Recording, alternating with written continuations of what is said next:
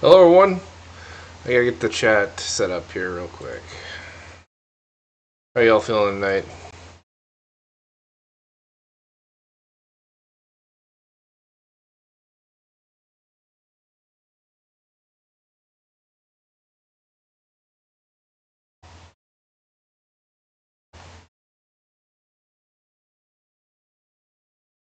I think we're good.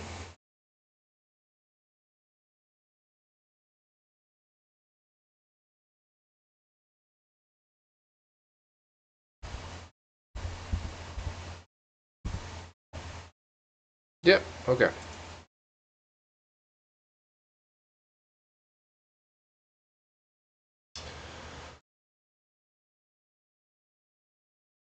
So tonight, I'm working on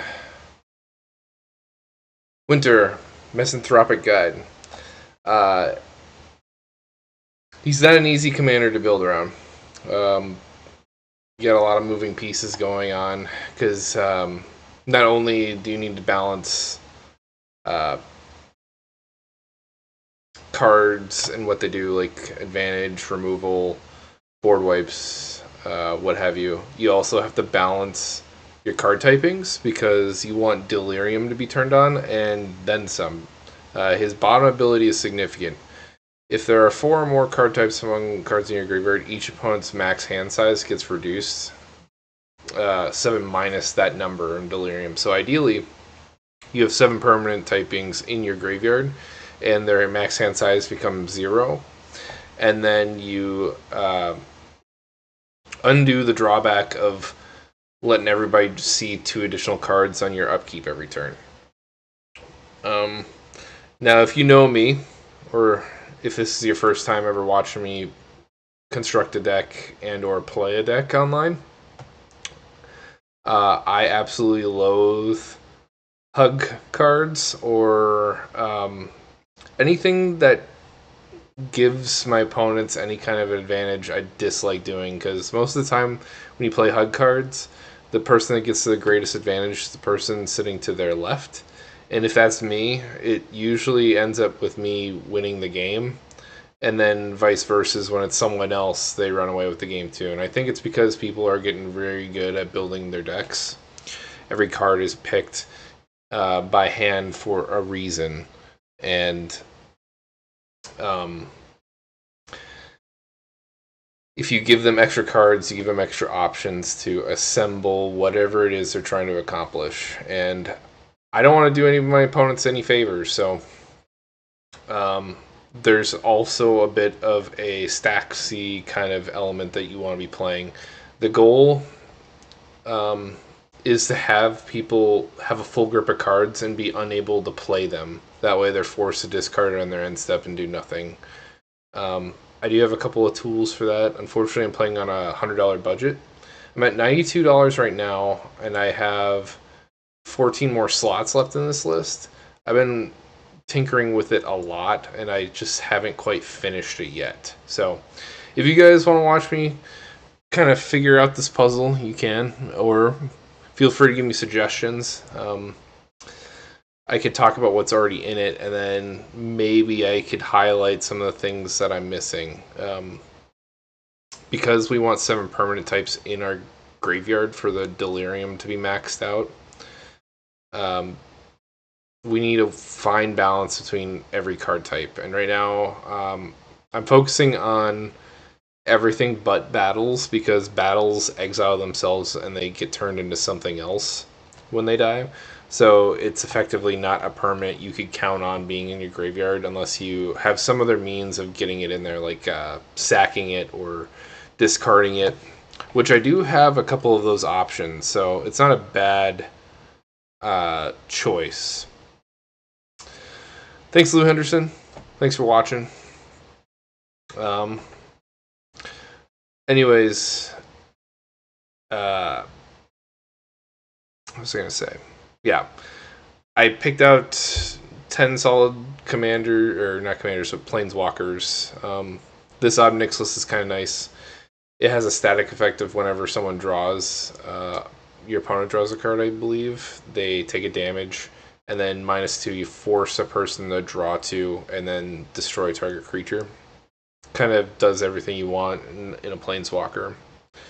Grist, the Hunger Tide, it's a removal piece and it counts as 2 permanent types. That's another cool thing about this deck is if you ever played a Baba Saga list, you want your permanents to be, or you want your cards to be 2 or more card typings on one, and Grist is one of those, because when Grist is in your graveyard, he counts as a creature, and he just does bonus other stuff. It's ready for card advantage and discard shenanigans. I mostly just care for that. -2 and -10, it's recovery options for artifacts.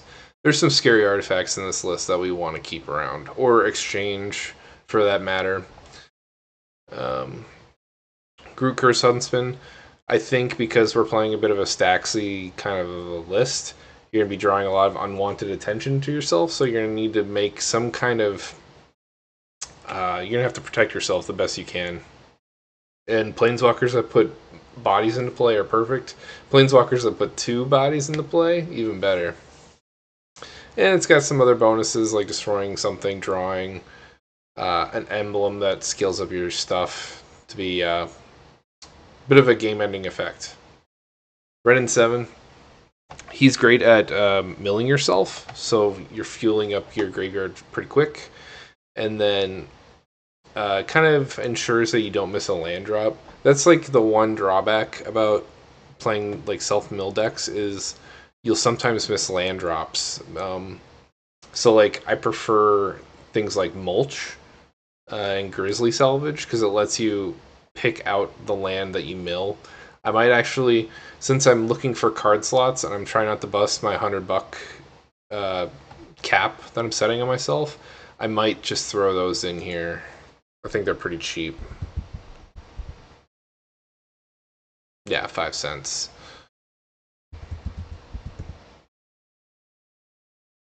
Grizzly Salvage is pretty cheap too.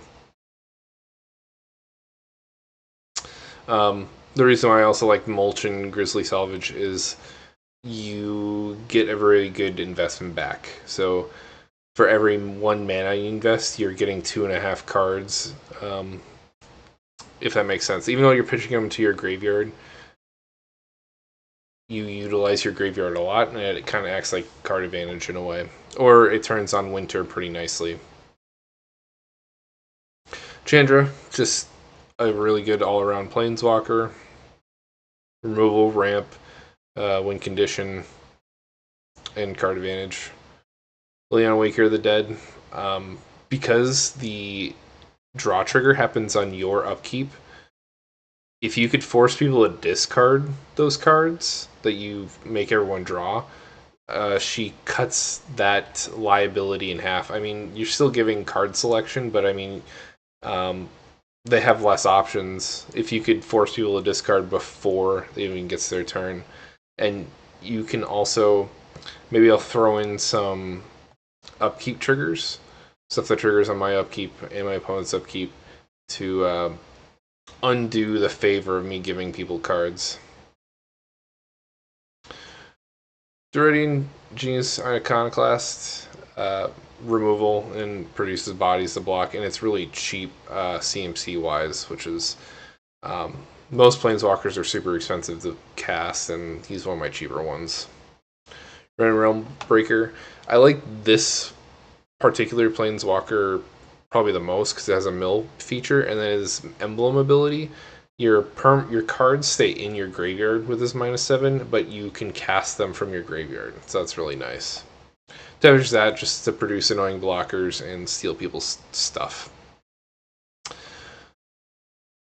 Burnished Heart, I rarely play Burnished Heart, but because it's 2 card typings and it ramps you, has a self-sacrificing piece to it. It's perfect for what I want to be doing. Baba Saga, the Night Witch. I call him Mr. Wick. I don't know if you ever watched the Wick movies, but you can sack up to 3 permanents, and then if there are 3 or more card types among them, each opponent loses 3 life, you gain 3 life, and draw 3 cards. It helps you turn on your Delirium faster, it nets you a bunch of life, and it slugs people and draws you cards. It's a nice engine. Psycho Scroller to help you close out games in an alternative fashion. Whenever someone draws a card, they lose a life.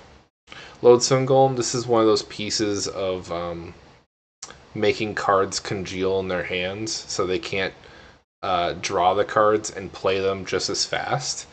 Hopefully that one extra additional cost is enough where it's the difference between your opponent's casting 2 spells and you're forcing them to cast just 1.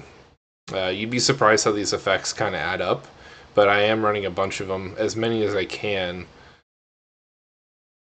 Zerzoth, Chaos Rider. This guy is designed to play with Winter. Whenever an opponent draws their first card each turn, if it's not their turn, you get to create a devil. And when it dies, you shoot something. Whenever one or more devils you control attack one or more players, you and those players each draw and then discard a card at random. So the discard effect for you is nice, again, for the delirium. And making devils that could just plink off other people's stuff. This effect really gets really darn annoying. Because you make 3 devils on your upkeep, and then no one wants them to die because they don't want to be forced to discard things at random. So like it staves off a bunch of aggro too, which you will be drawing to yourself. Kind of fulfills a lot of, or checks off a lot of boxes that one would overlook. I think on EDH Rec this has like a 70% synergy rating, and it's for good reason. Some ramp. Ornithopter's nice because it's 2 card types. Fate Unraveler, same story, only this one punishes people for drawing more cards. Alternative way of winning. Dual card type, lets me blow up an artifact or enchantment. Some ramp stuff. Braids is also a nice little card advantage engine. It's just as effective as Lysaga, and it has a lower investment cost. You just sacrifice a thing, and then if nobody wants to join in, they lose 2 life, you draw a card for each person who doesn't. So again, fueling my hand, fueling my graveyard. What's not to love? And it's draining my opponents. Critic Parasite. If you have a red permanent, whenever someone draws something, that player loses a life. We already talked about Mulch. Painful Truth is just good old card advantage. When I make investment for cards, I want to invest 1 mana per card I draw, and Painful Truth is the perfect thing in 3 or more color decks. Normally when I'm in red, I also like to play impulse cards, but since there is an added synergy in my list of drawing cards, obviously I have a bunch of things that punish people for when I draw cards or they draw cards. I wanted to opt into finding as many card draw effects over impulse effects, so they kind of synergize with each other more. Mizia Mortars, because it's flexible, use it as a board wipe, one-sided board wipe for 6 mana, or for 2 mana you could shoot an individual thing. Ramping, card advantage, more ramp, and a board wipe.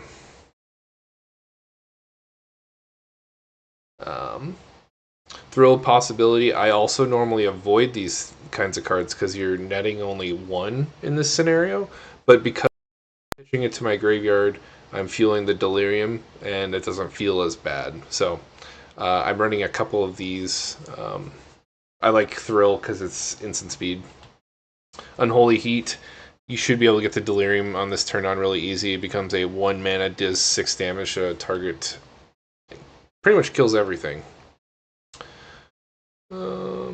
Curtain's Call, because it's one of my all-time favorite single target removal spells. If you don't know what Undaunted is, it costs less per opponent you have. So in a game of Commander where there's 4 players, it's consistently 3 mana to kill 2 things. And I like density in a card. And there's not much that really competes with this CMC-wise, hitting multiple things. nor is there something that competes with it on a monetary value. 18 cents is hard to beat. Demand answers, this is relatively new. You can sack an artifact or discard card, so it gives you options for fueling your graveyard for Delirium. Kulligan's Command hits 2 things for 3 mana. Untimely Malfunction, this is a new card from this set that I really wanted to try. When I play removal, I like it to be 2 mana or less, and I like it to be at instant speed. This one in particular deals with counter. Change the target of it. The way it works is, say there's a counterspell in the stack, you target it with something like Untimely Malfunction. Red cards that do this effect. The other big one is like Deflecting Swat. That's like the common one. What you do is you change the target spell of a counterspell to Untimely Malfunction.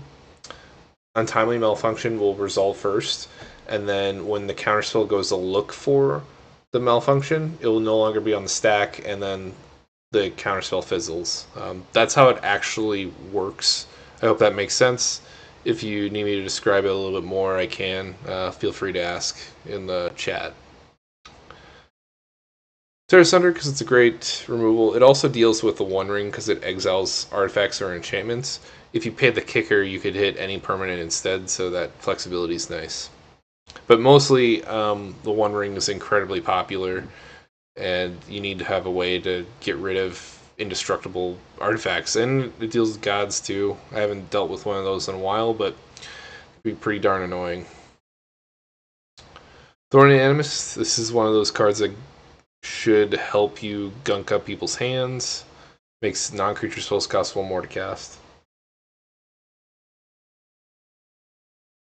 God Pharaoh Statue.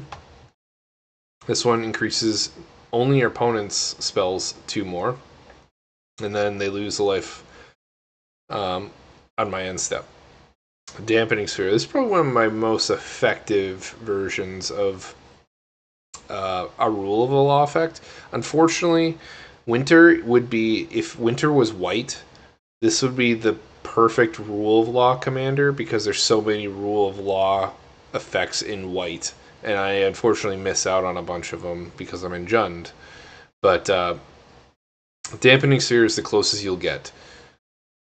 Lands that tap for 2 or more mana, now only tap for 1, so it kills Gaia's Cradles, and then each spell a player casts costs 1 more for each other spell that players cast earlier in that turn. So they cast 1 spell, and then when they go to cast an additional, it adds 1, and it keeps increasing in cost. So it's incredibly hard to string multiple spells together.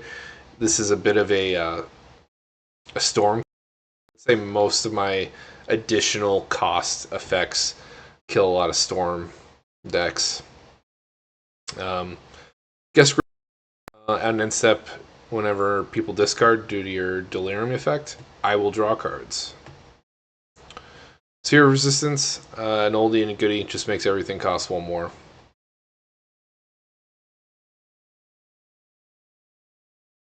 Megarum, whenever someone discards a card, does 2 damage to them.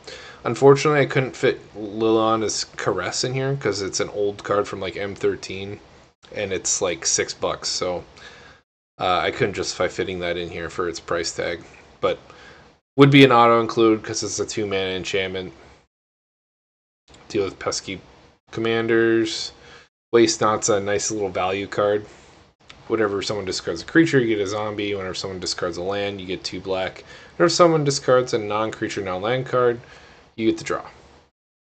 Artist Talent, this is a really sweet coupon for just you. Because you're diversified so much in your card typings, reducing non-creature spells by 1 less is significant because I obviously only have 14 creatures, so everything else is affected by the level 2. And it's ETB, sorry, bump my mouse. Whenever you cast a non-creature spell, you may discard a card if you do draw. So again, we're fueling our Delirium. And then its 3 abilities nice because it synergizes with my effects that slug people based on if they draw. It will make it so the damage is increased an additional 2. So if I deal 1 damage to something, it does 3, and if I do 2 normally, it does 4. Oubliette shut out commanders, same with Song of the Dryads. On the Trail is really fun. Whenever you draw your second card, which is guaranteed on your upkeep, you get to put a land card from your hand on the battlefield tapped. And that's just a free land drop. And then I got 34 lands.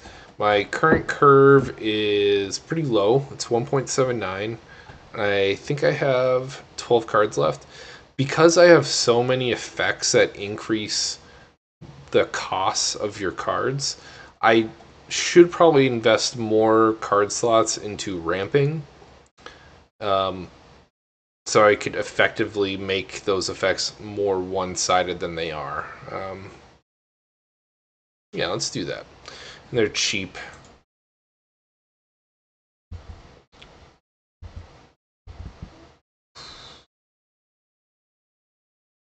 Trying to remember what are some good ramp spells and that are really affordable CMC wise and affordable price wise.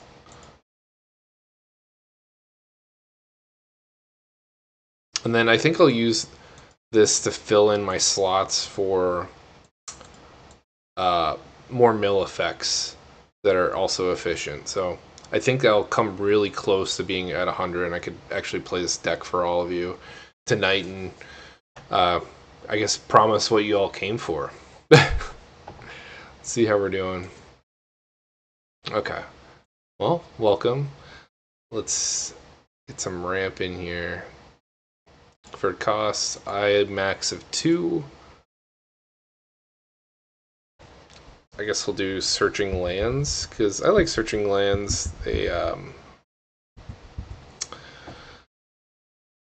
what's the word I was looking for? Deck thinning. If Elvish Reclaimer was cheaper, I probably would play it. $9 is a little out of budget.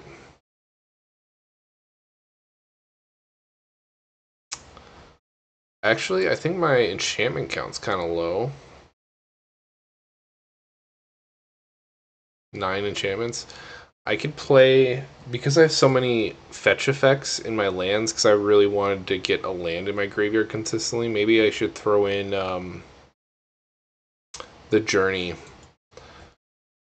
I can't remember what it's called, but whenever X amount of lands come in, you tutor for lands as well.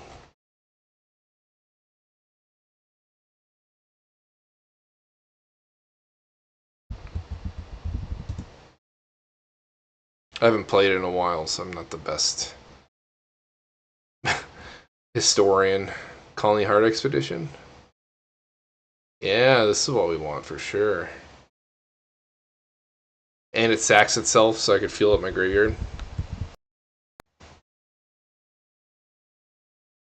Making progress.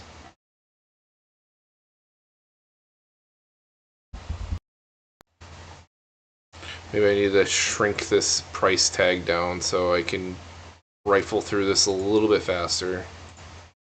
And I don't even have that much money to play with. I have like $6, so this will narrow down my search to be much faster.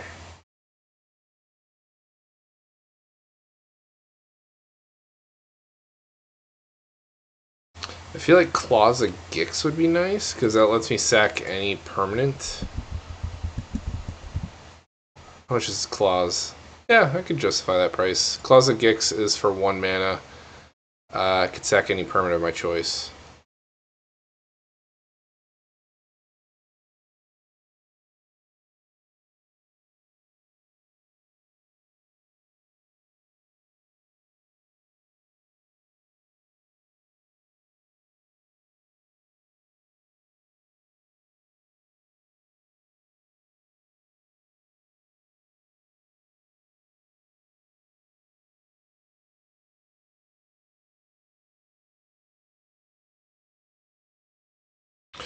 My instants and sorceries aren't that great either.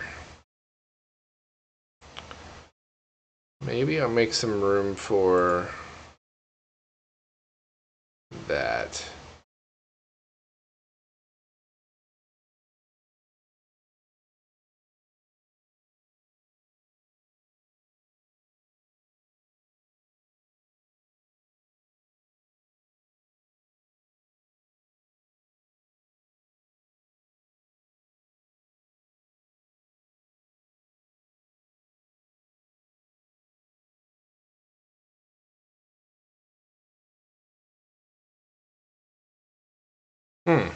This is kind of nice.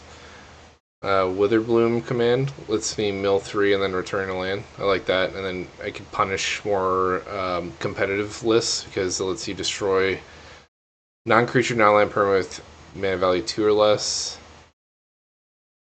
Huh.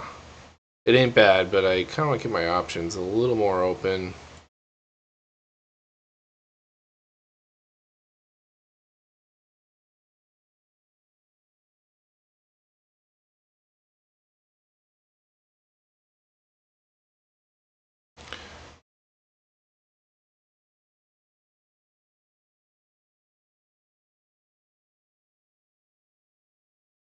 Into the North, yeah, that was the one I definitely couldn't remember.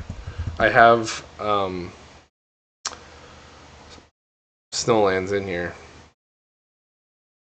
Ooh, that's a little expendy. $1.16. Got 9 more to go. And like $4 left. Oh yeah, we like Winding Way.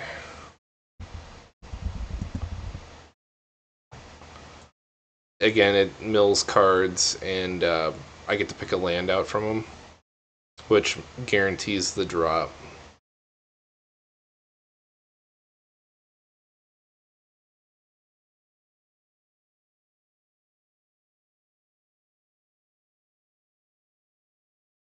And I'm boosting up my instant sorcery count quite nicely.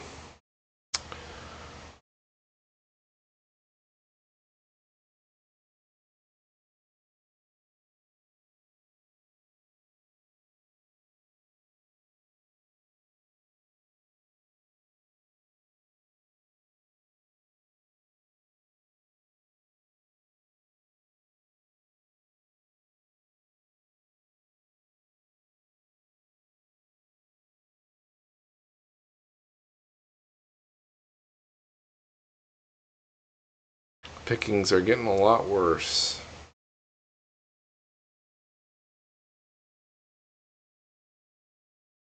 Grapple with the past. I like grapple.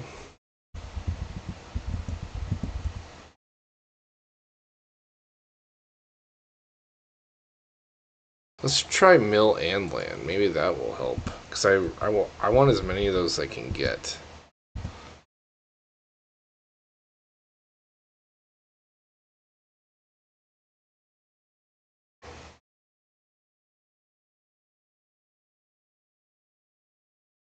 Yeah, let's get the Witherbloom. Hopefully it's just Card Kingdom prices, and they're normally overpriced.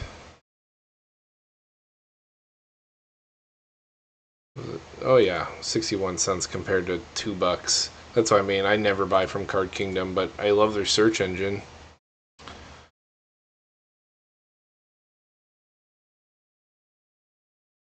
Roots of Wisdom's nice.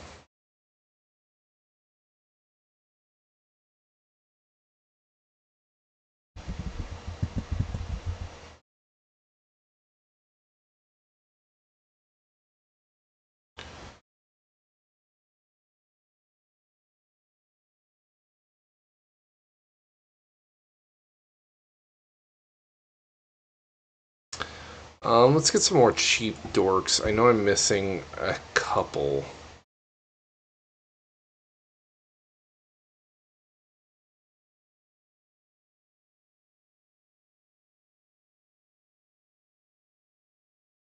And that tap for multiple colors. I'm not going to put Arbor Elf because I don't have enough like dual lands so I could like change up what they tap for.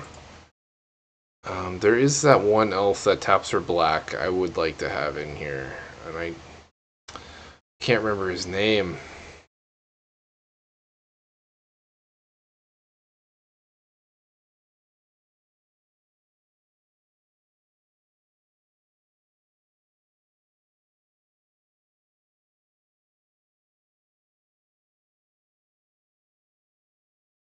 I guess I could put Deathrite. I think he's pretty cheap. And it's Graveyard Hate. Messes with everyone else.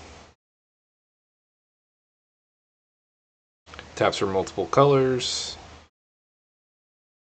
Oh, I think it's Deep Shadow. Something. Yeah, Elves of Deep Shadow. Ooh, I'm pretty close. I have 3 cards left and I'm at 99 bucks.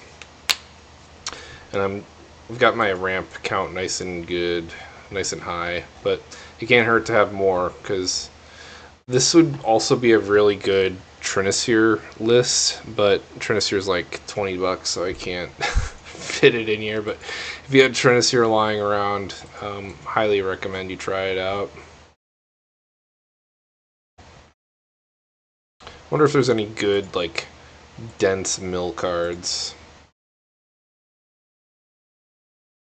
Oh yeah, isn't that the Tanuki that's also an enchantment?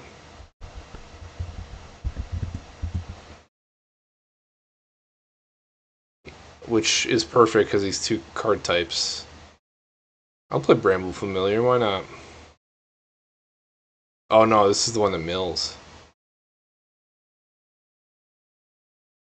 Right. You go 7 cards deep. It's a good back end card too. What was the one I was thinking of? It's like 3 mana enchantment creature. And you could channel it, so like it gets around all my additional cost kind of stuff.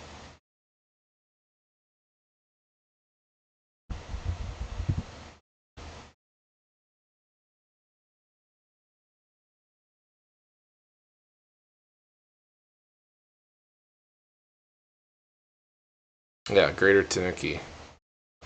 We'll throw that in here. It's 2 card types. It's dirt cheap. Gets around my additional costs and cast stuff. Yeah, I have memory for obscure stuff like this, but I couldn't remember Elves of Deep Shadow. A little funny.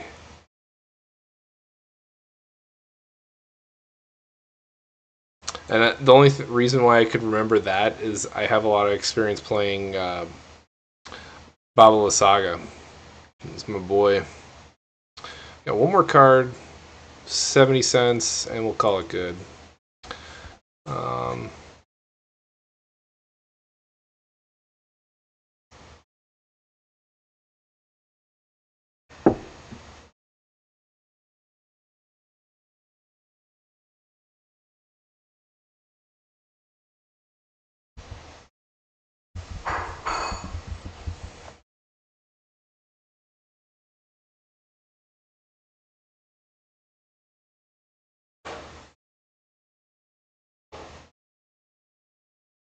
Faithless Looting. That ain't bad. I think I need to increase my sorcery count. No, I need to increase my instant count. Get it up to double digits.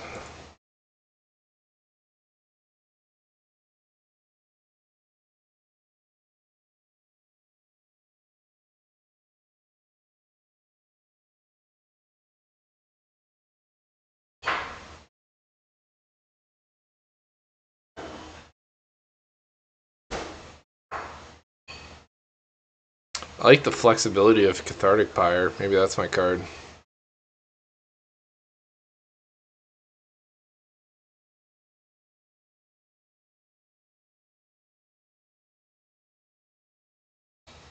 Yeah, I'll just ooh. How do I sound? I just punched my mic on accident. Alright, Cathartic Pyre it is. Yeah, unfortunately Archer's Charm's like $6. Alright. I think we're good here. Yeah. I think this is the list, though. We're going to try it out. We're just going to try to stall out the game, make people have a grip full of cards, make them discard it all, and close out games with hopefully more permanents in play than everybody else, and just non-combat damage. That's the idea.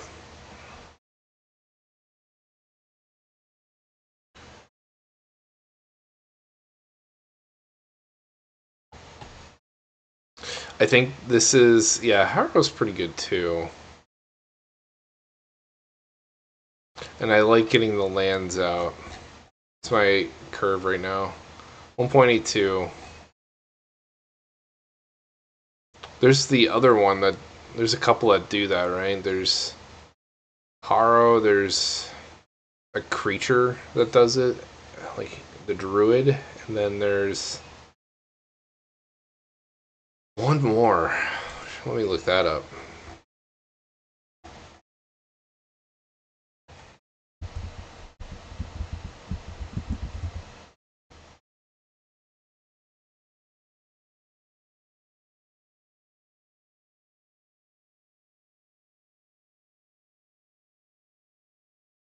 And I need more ways to, yeah, roiling regrowth. Yeah, I think I could rather make some cuts for roiling regrowth than Harrow for sure.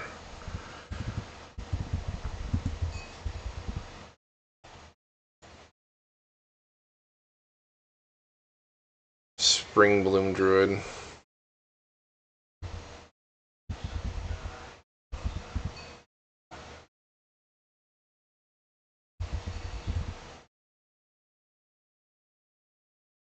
Increase those options for getting lands.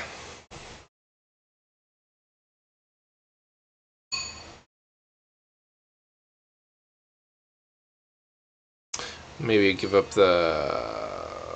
this thing, unfortunately.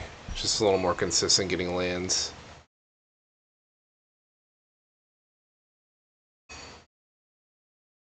I do think we fix our like ramping problem and get around our own pieces that gunk up people's hands. I'm just really familiar with the Card Kingdom search engine, and I find it to be much more easier. I don't like because the menu is off to the side here, so like I could do searches while I go versus in Scryfall. I have to go back to the advanced setting and kind of re-enter everything, which kind of sucks. Versus here, I could just pick and pull, very modular, like. But maybe that's just me. Maybe I am a weird guy.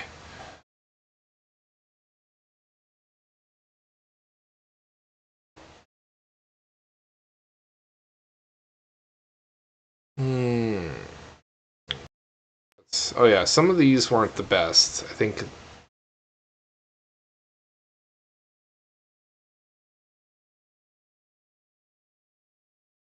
Maybe we cut the things that only let us search 3 cards deep because they're not as efficient.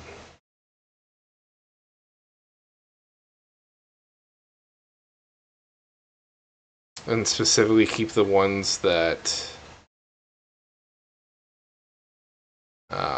yeah, we could cut those. This one's got more flexibility. Cut this. I think that was the only other Grapple with the Past. Sure. Alright, done. We're gonna export this and play it. Yeah. I think we're good, though. This is one of those lists where I think it's going to take a lot of play testing to really hunker down. You're trying to achieve multiple things at once, while at the same time balancing your deck and card typings. Yeah, I'm not running those because I don't want to do my opponents too many favors. I am already feeling kind of like I'm already getting out of my comfort zone by playing a commander that does that. And I don't know. My fear is I give people so many cards that I just hand the game off to them. And not only does that make me feel bad for like the other 2 opponents that had to be in there with me, but like they'll get pissed off just as much as probably I do. Versus having just one consistent sort from the command zone is probably good enough.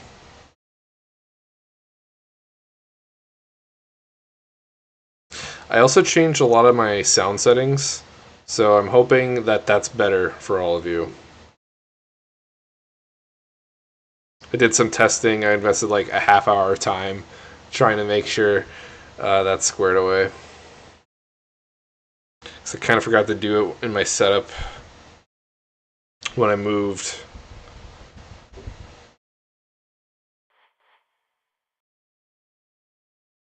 Yeah.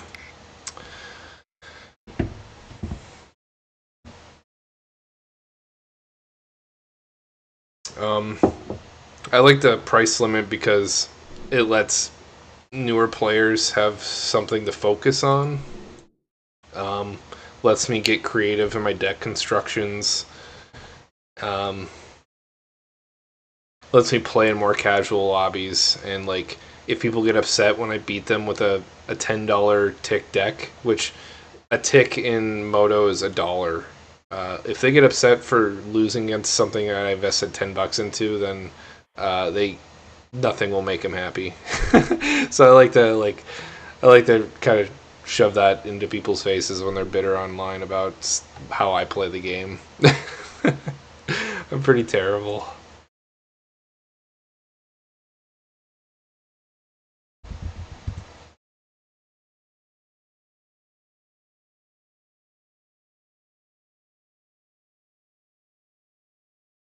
Whoa.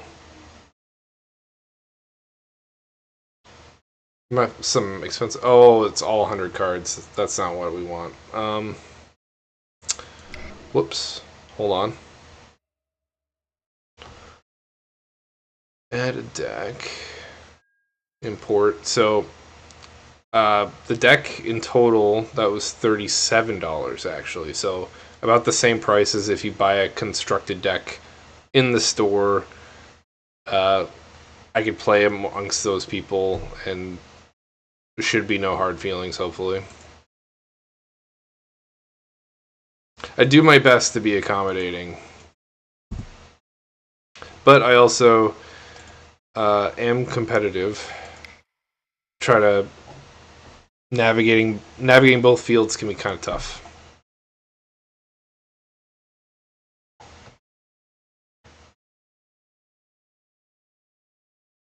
If you didn't know how to buy Magic cards, I will demonstrate how you do it on Moto.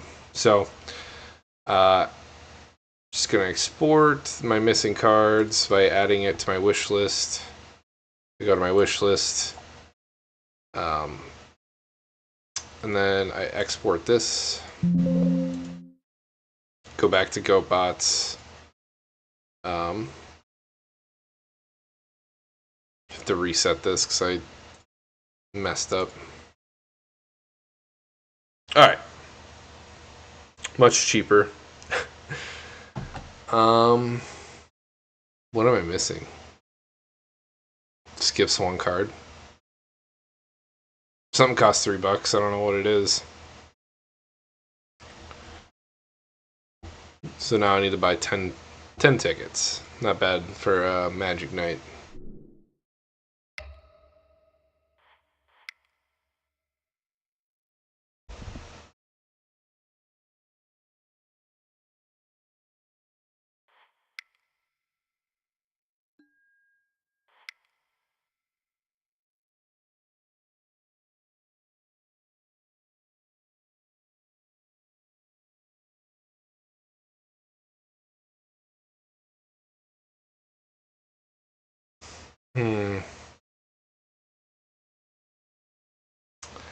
Don't remember.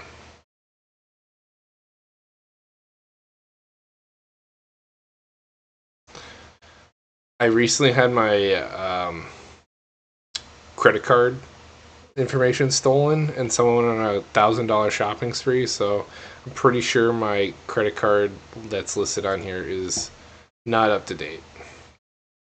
But I called my bank, got reimbursed, all that stuff. So No big deal.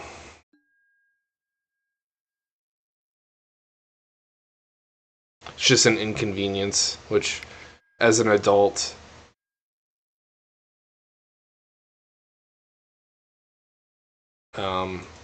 seems to happen more and more all the time.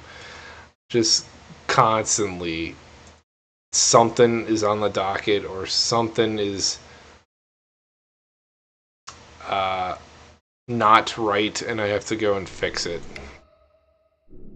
Just like a constant occurrence in my life. I think we're ready now. Yeah. So now that I have the tickets in my binder, I start the delivery, and a bot's collecting all these cards. They'll send me a notification in here, and I buy the cards from them. $10 for a brand new deck's a pretty sweet deal. Nor did I have to deal with like shuffling and exchanging cards from boxes and stuff. That's like the most unfun part about deck construction. Like, I don't mind constructing decks online, and like that's fun. Picking and choosing cards individually and like trying to make them all fit together is great.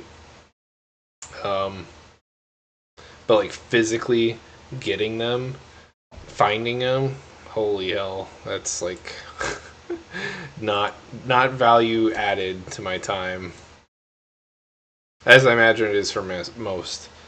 It's like at a click of a button on here, it's taken care of.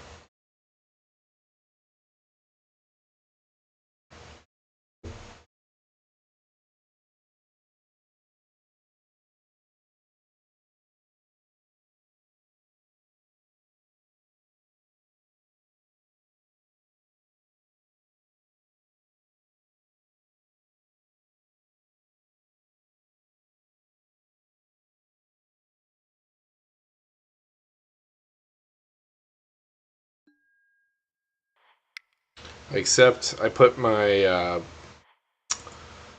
tickets in my trade binder.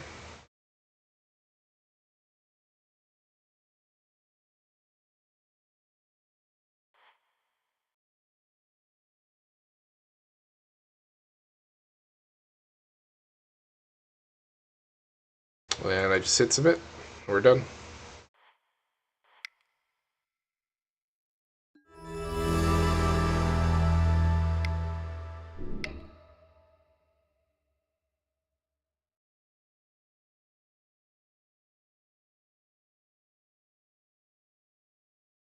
And now these are all my decks that are no longer legal to play because of Jeweled Lotus bannings. Huh. Something, an image got taken off of here. Interesting. It's specifically the Is It box. I wonder what happened there. It could be a bug, or there could be something going on legal wise that they had to take it all down. Enter open play. Let's make sure I have the right deck selected.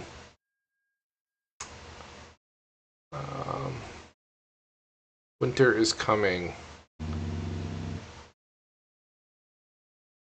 I love a Game of Thrones reference. It was a little too easy, perhaps.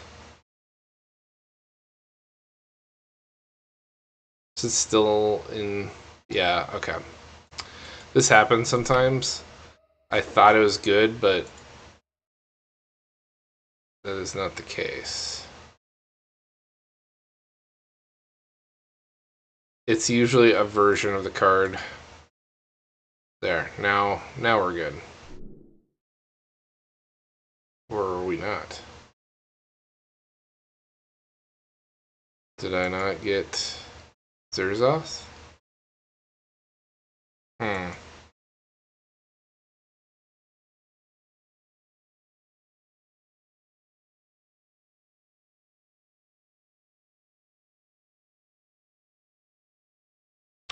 I know I got Artist Talent.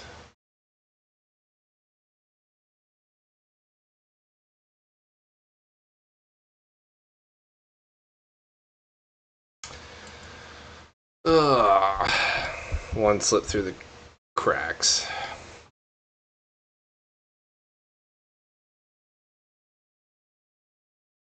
It's a jumpstart card.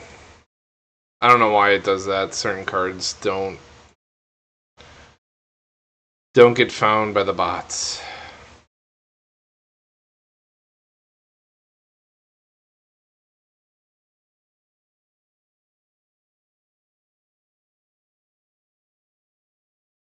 Just to be sure. Okay.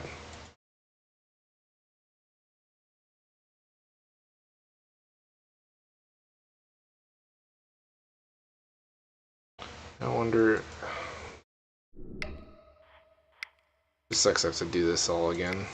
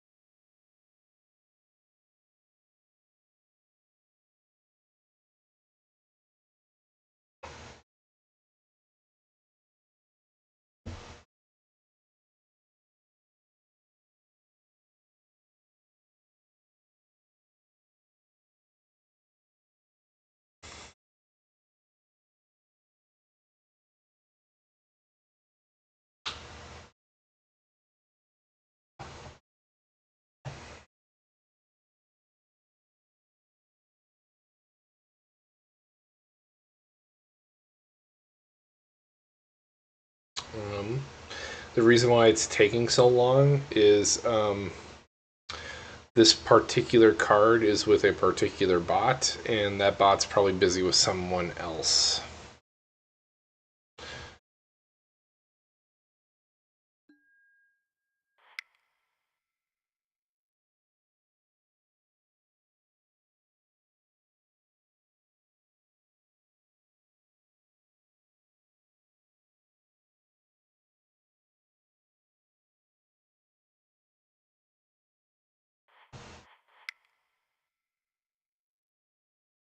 Whatever difference in the cost of the tickets just gets added to your account and like store credit.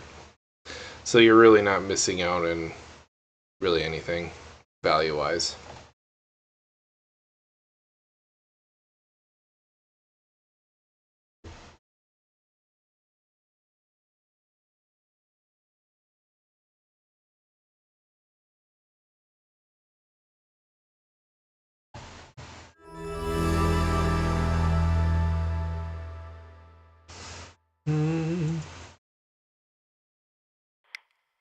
Okay. Last check, and then we should be able to play the darn game.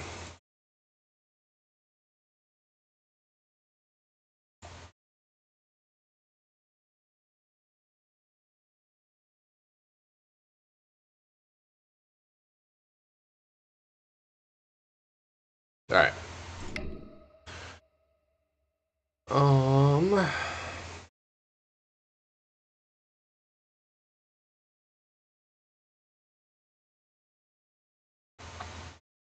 So we'll make our own lobby.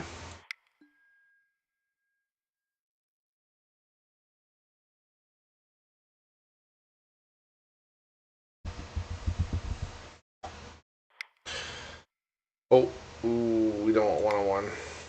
We want 4. There we go. Usually these lobbies fill up pretty quick.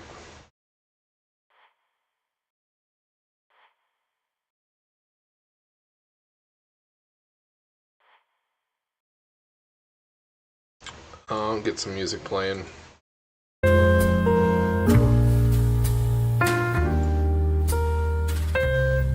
have to let me know if it's too loud or not.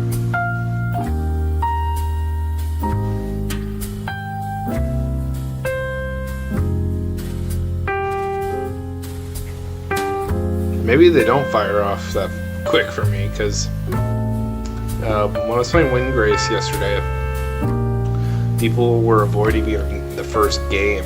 So maybe I have a little bit of a reputation on Moto. No? Okay. Could wait, or you play a 3-man. Give someone a chance to join.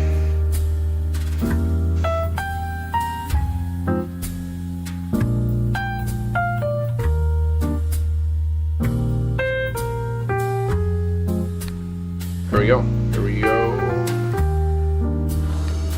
What y'all been waiting for.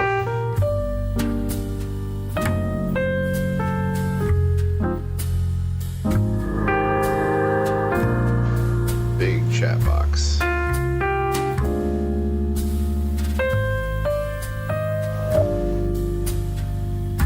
Ooh. Little, definitely a mulligan.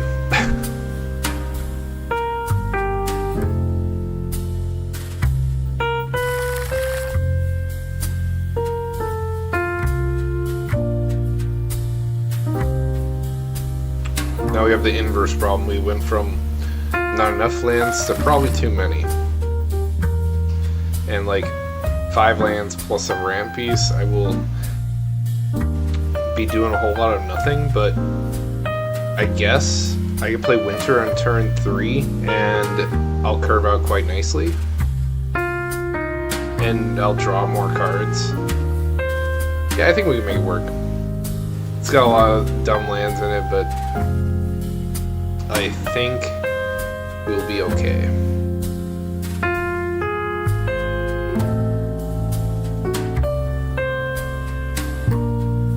I think the other thing that kind of sucks is I don't have like an individual black source,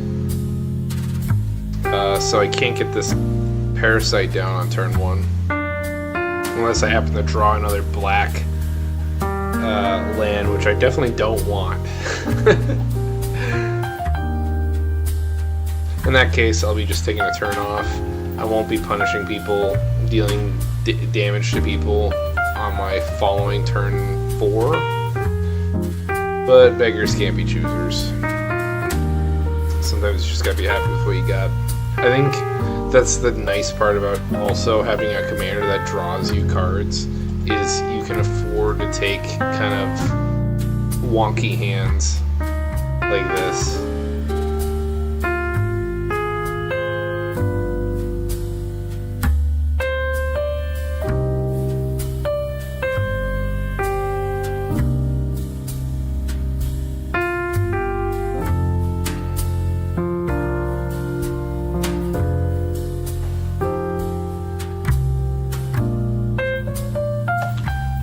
Against Zur, Eternal Schemer, Champion creatures have Death Touch, Lifelink, and Hexproof. This is such a weird ability. He animates the enchantments permanently. Even if Zur dies or goes somewhere else, there's still creatures. And then Sauron, he's a big bad control list. Jared Carthalion. Cares about things being every color. I haven't played against one of those before.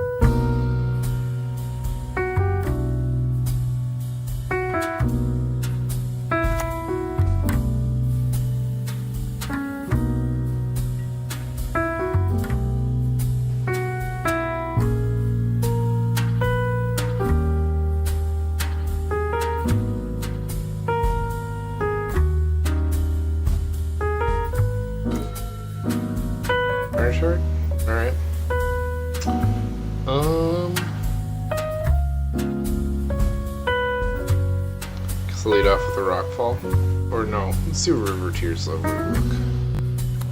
And I get a land in my graveyard right off the bat. One permanent closer towards my Delirium shenanigans.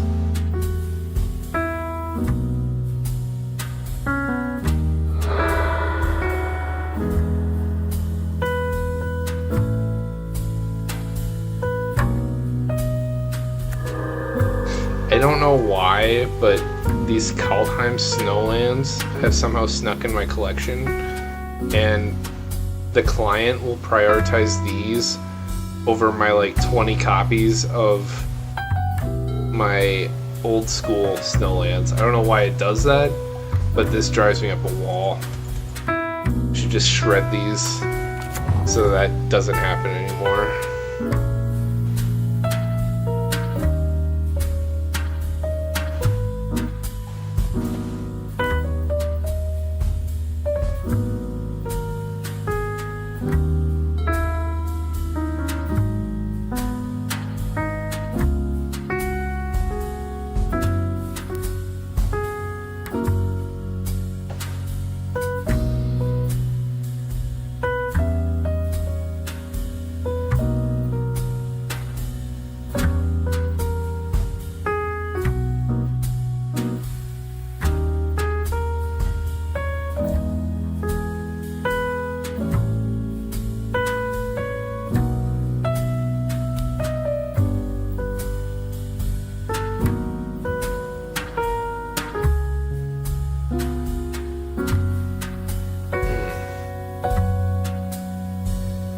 It might be too casual.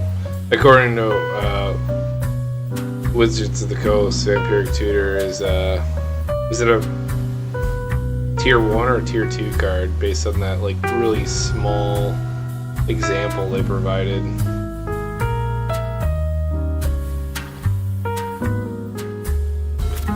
Oh, I have a theory about that whole process too. Like, I don't know who it's really for.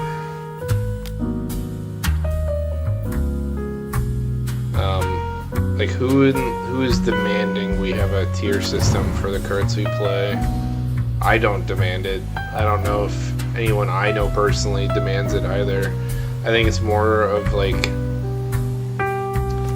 a tool for people who like to complain about stuff to justify their behavior,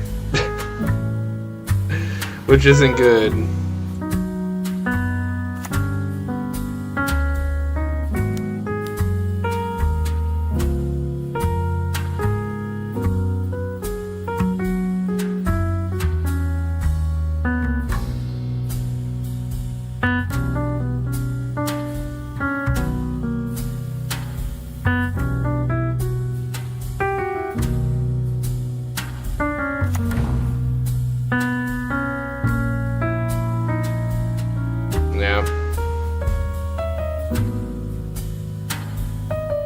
It's also like, how cost effective is that, paying people to just look at over 10,000 different Magic cards and like sorting them into 4 different bins?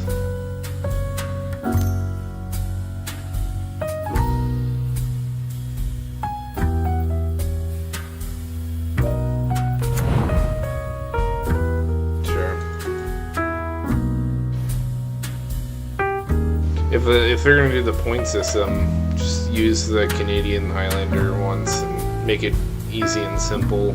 Then you don't have to pay anybody to do that. It's already been proven and effective.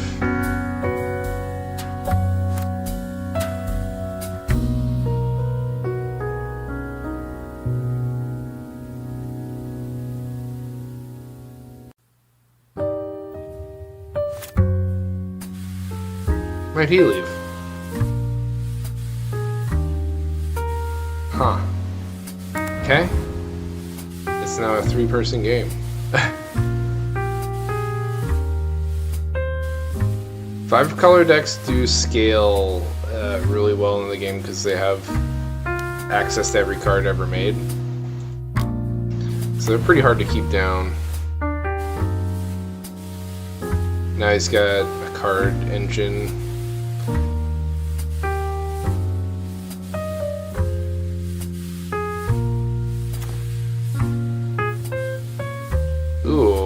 Liliana the Waker or Dead?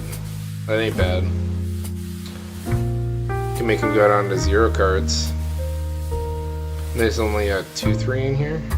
I could stuff that out later. I like that. I could play my Liliana here. Ditch some of these clunky lands I have in my hand.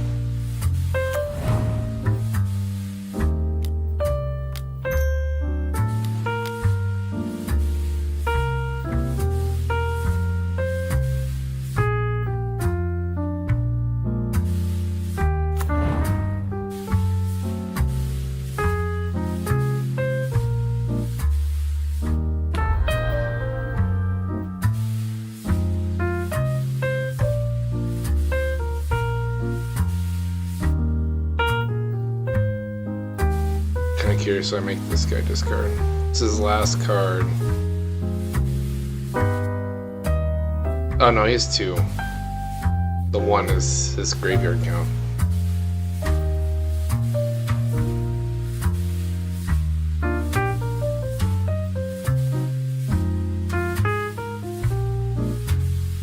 I do still like this play though.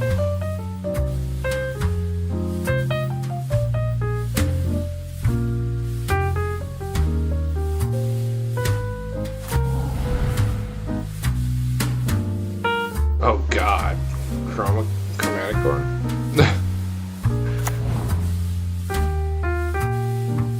That would have been something.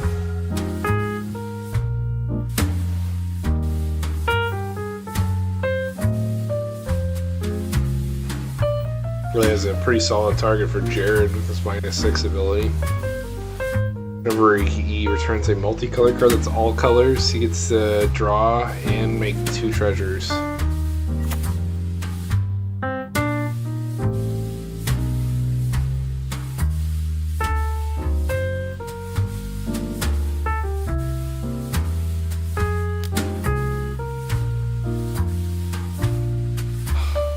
Forgot that this gets Death Touch. It's kind of annoying.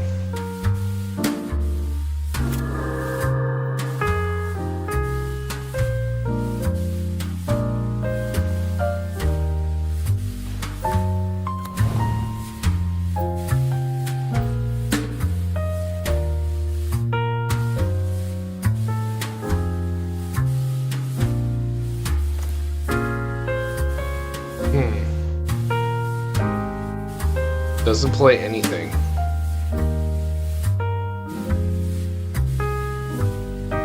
Definitely gonna uptick first.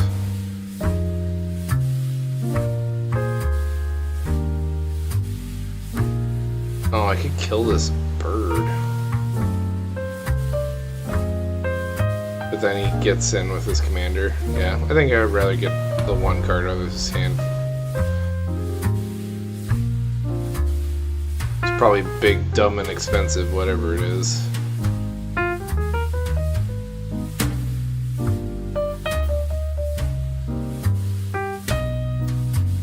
Just a land. Okay. Got rid of Mesa Enchantress, that's kind of big.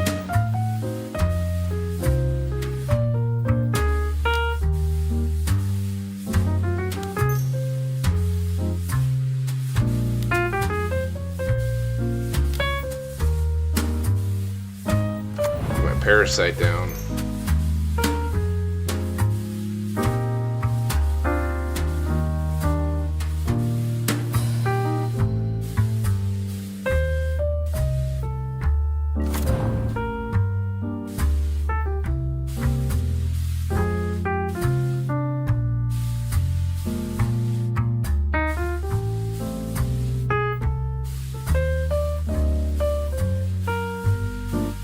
Oh, I have to hit yes for every single time.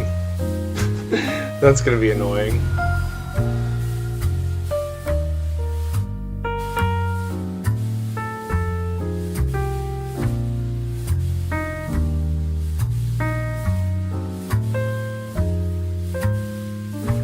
Since most of the time I win by non-combat damage, it's kind of relevant. I wish it didn't have the word may written on here.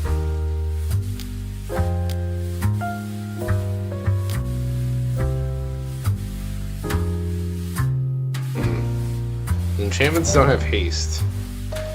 Well, he's about to get a lot of treasure because I force everyone to make draw 2, so it makes 4 per time it hits my upkeep. It's pretty rough.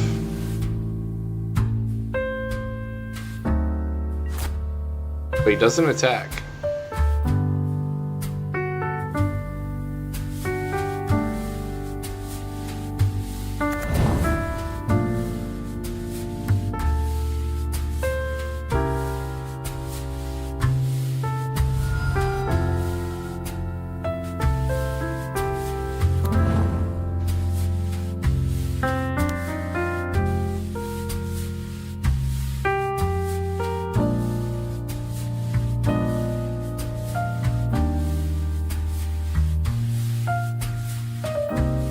Oh yeah? What's up, man?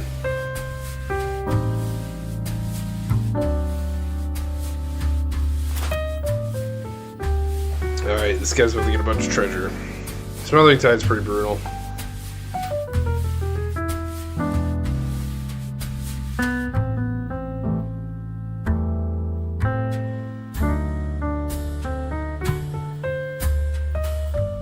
Now he's got both mana and yeah, you could definitely play around that.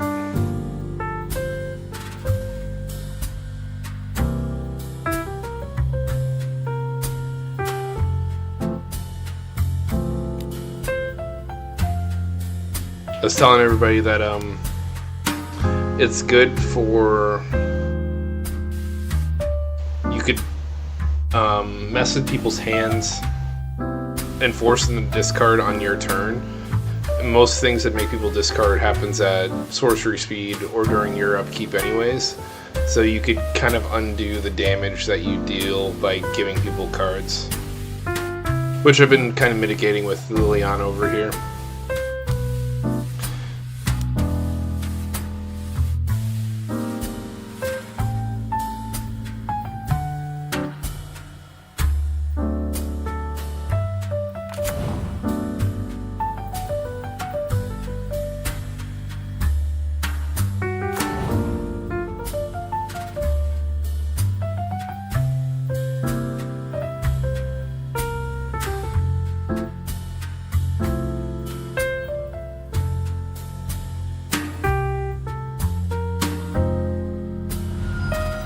Oh, sweet.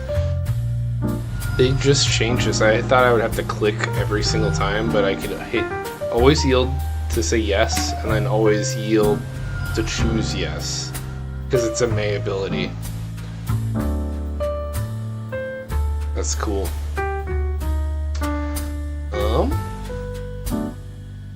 I want to play everything, so he's already got all the mana he needs, so let him have it.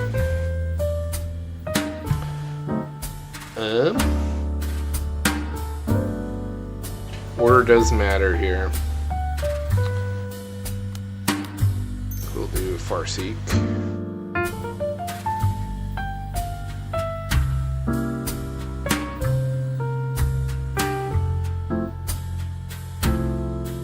Get my last basic.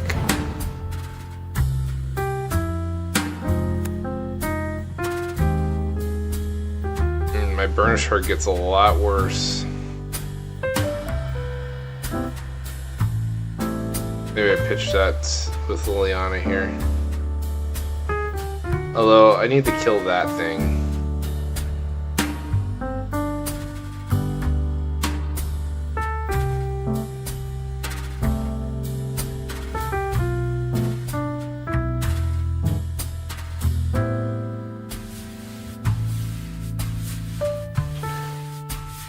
People discard instead.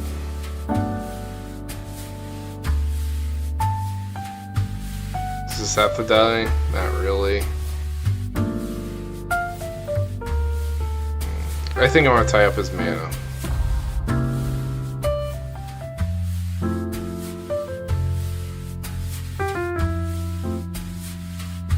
Make him use his treasure.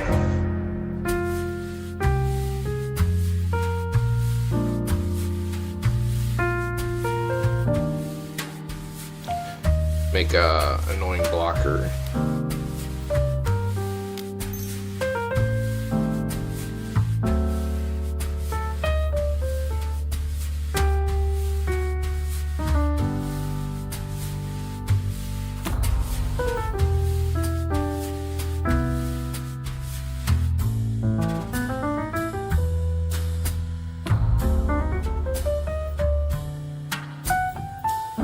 Now if he comes to attack me, I only have 2 permanent types in my graveyard. Damn. If I discarded this Burnish Shard, I would have been there. Messed up. Oh well, this thing lost Death Touch though, so maybe I can go over there. Or I can attack the guy on the right for 1.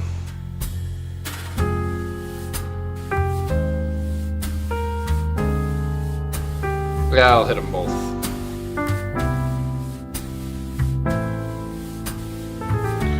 Is this my name? That's the guys on the left. Pretty funny.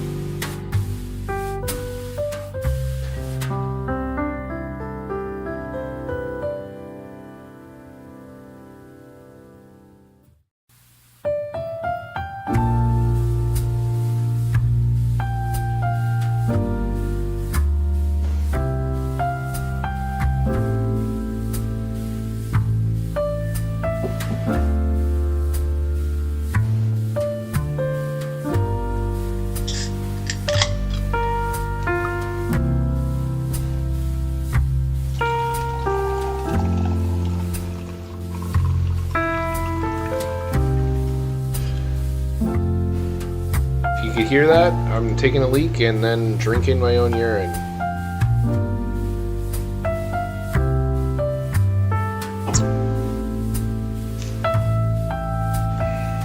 I like it for its taste and it's sterile.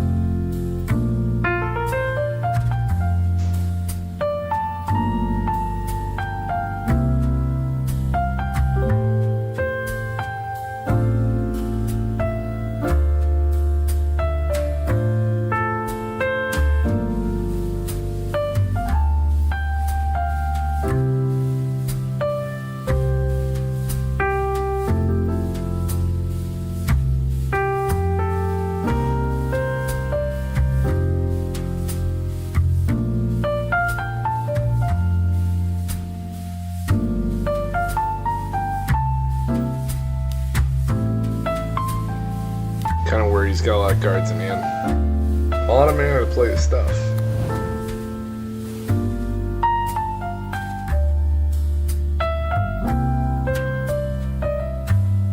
I kind of hope he plays one more thing, because I will feel bad if I didn't make him go down to 4 cards.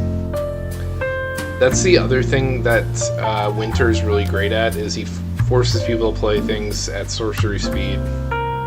So they don't have to face discarding and getting no value out of their stuff.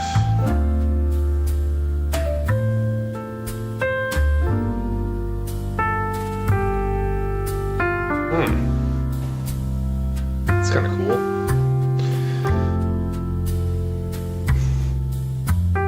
I think the card I'm most excited to try out is the 5-color Enchantress kind of card where ETBs and you look at the top 7. I think she's probably like the best card from this set, legendary creature wise. There's not really a great 5-color Enchantress deck, and I think she's the new best by far.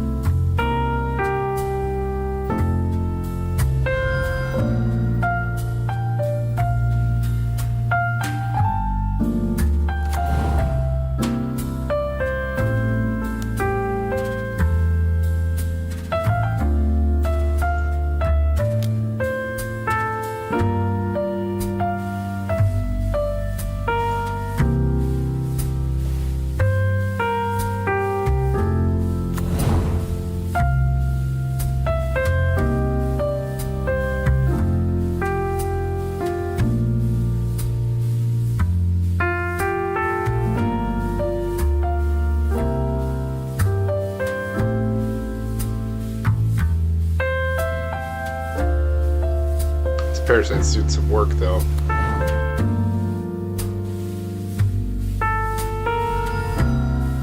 It's done at least 7 damage to the player on the right.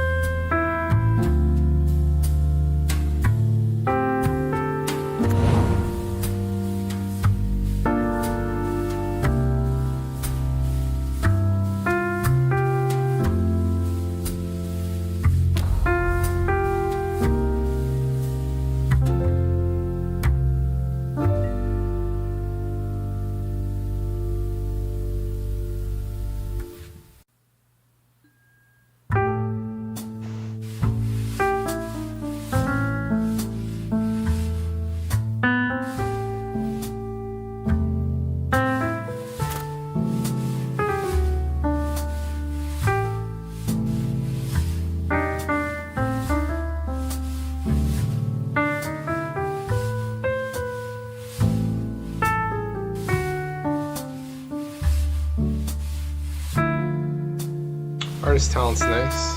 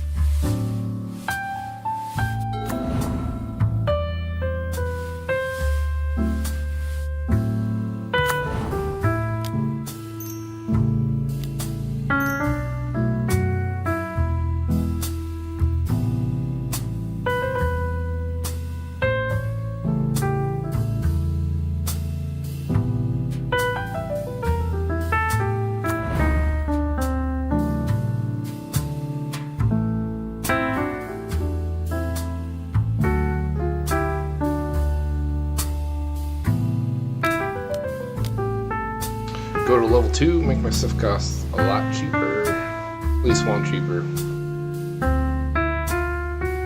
Steal damage. Does deal 1 damage. Cost me an additional 3 to go up 1 more. Yeah, let's do it. Let's put a clock on everybody here.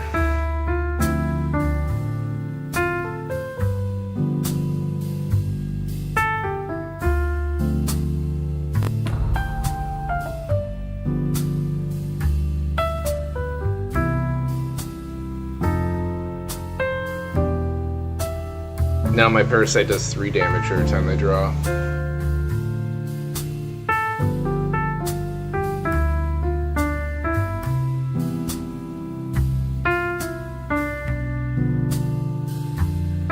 I could kill this thing, but it just comes back as an enchantment. It's a little annoying. Just make more blockers. Sit pretty.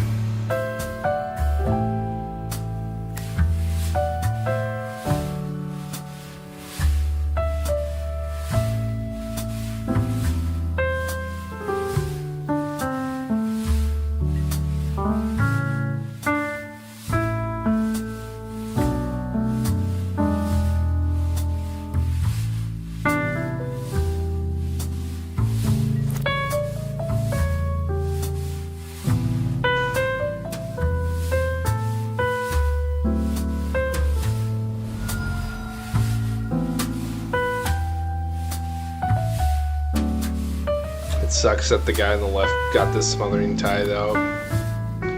It's a pretty good counter to like what I'm trying to do.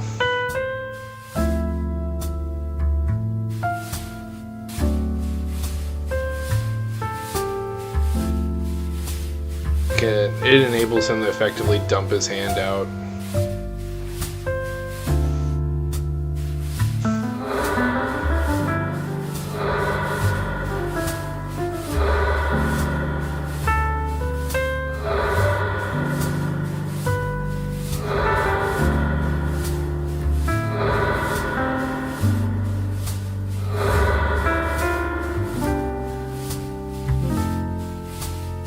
Conditions? Okay. Definitely couldn't deal with that. It's got two pieces. That kind of wrecks me. I'm not sure why he's tapping mana. He doesn't have to. I guess paying taxes? This stuff isn't in his hand. Yeah. He has to pay full cost for this. Wish I got this thorn down.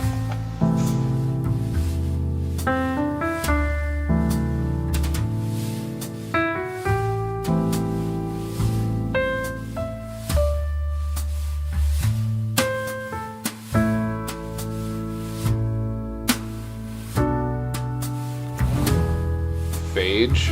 Oh god. And Lich's Mastery. And this leaves the battlefield he loses. A little risky.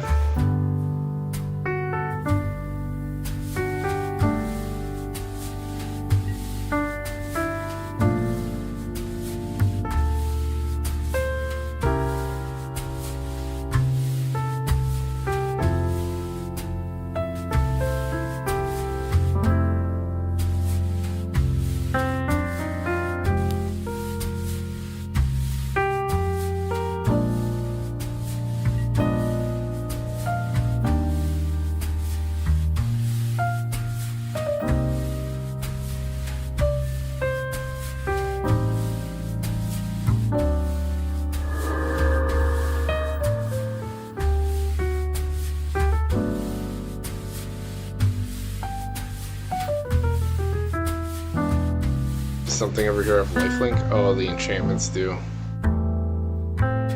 Wow. Gains. He draws 3 cards from 3 creatures connecting, and then he draws 6 cards due to gaining 6 life.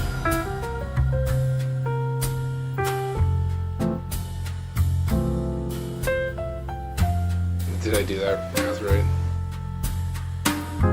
Yeah, holy cow. We just might lose here, because seeing 9 cards is probably enough to win the game at this point. You can probably string enough spells together to close it out here. Although I do a bunch of damage to him. Might kill himself if he doesn't deal with the parasite first.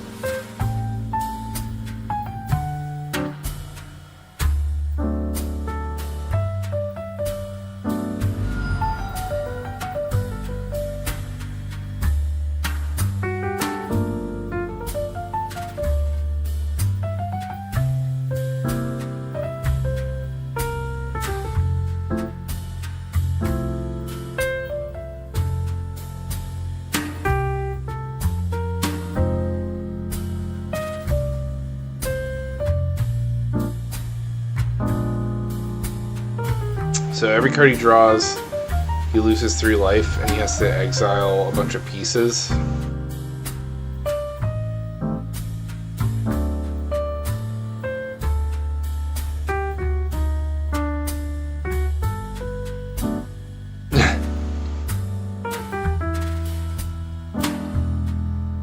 He doesn't need lands anymore. He can give up cards in his hand. He's got options. And that's the first draw trigger. He still has 4 more card draw triggers, which is 16 more life loss, which means he has to exile 16 more things.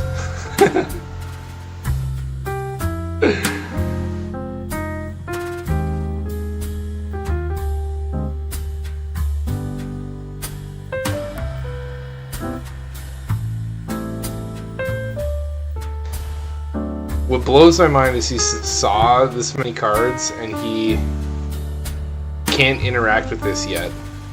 He hasn't drawn something to blow up this 1-drop creature. If he kills it, then like all of his problems go away. But because active players' triggers go on the stack first, my triggers go on after, and mine resolve first, and that's why he has to exile stuff before he sees those cards, and it's really messing him up, I guess. And he's getting unfortunate draws because he's not drawing anything to kill this thing that's killing him.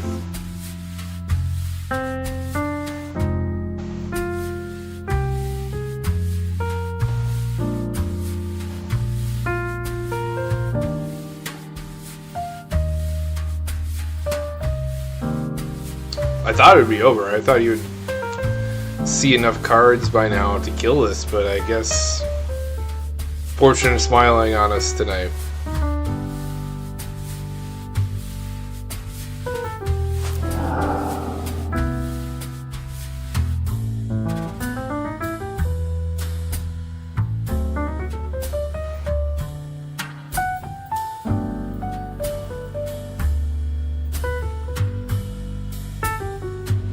He can't give up Phage, and he can't give Lich's Mastery up. And now he can't give up Omniscience because he doesn't have any lands. So he has 4 permanents plus the 6 cards in his hand to work with, which is much less than 9, which I still have to do 9 damage to him for. This is pretty funny.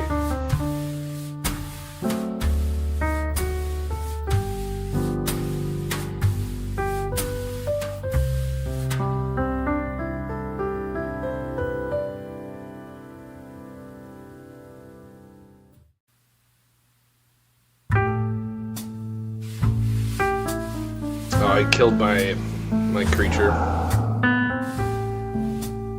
Fun's over.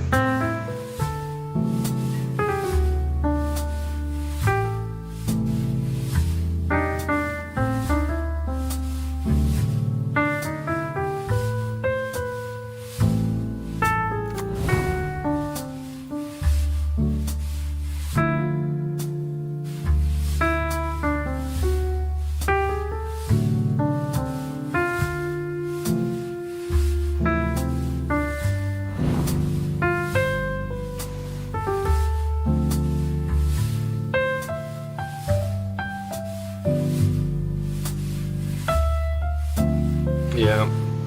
Now, if I had my Thorn down, I could have been preventing a good chunk of this. Because now he's out of lands.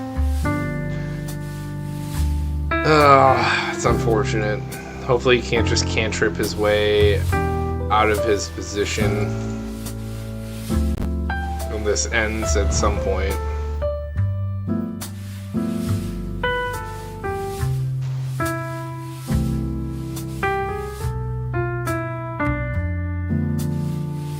Like, I hope he's just sitting there with a grip full of lands. Gave up the Smothering Tithe, so if the omniscience goes away, he's pretty screwed.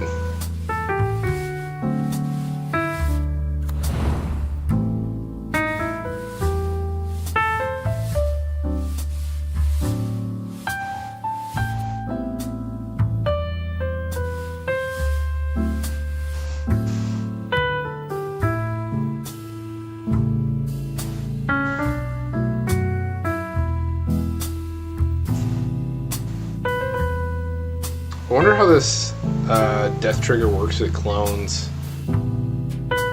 Because when it's in the graveyard, it's Glasspool Mimic. Not making them discard because I have Delirium turned on. Just getting them less cards to work with next turn.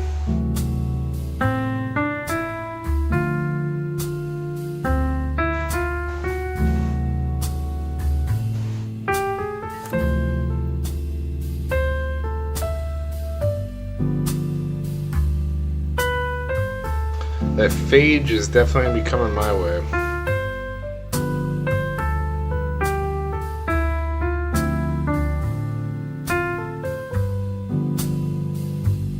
I guess I can kill him.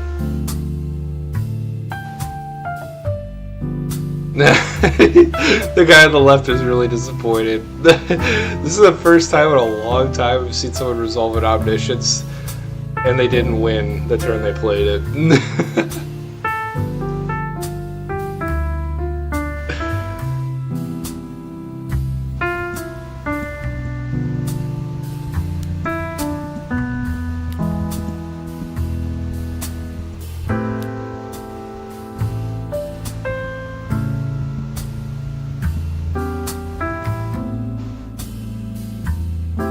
Nice. It's Fairy's Protection. I get to keep my Planeswalkers, and the board's empty.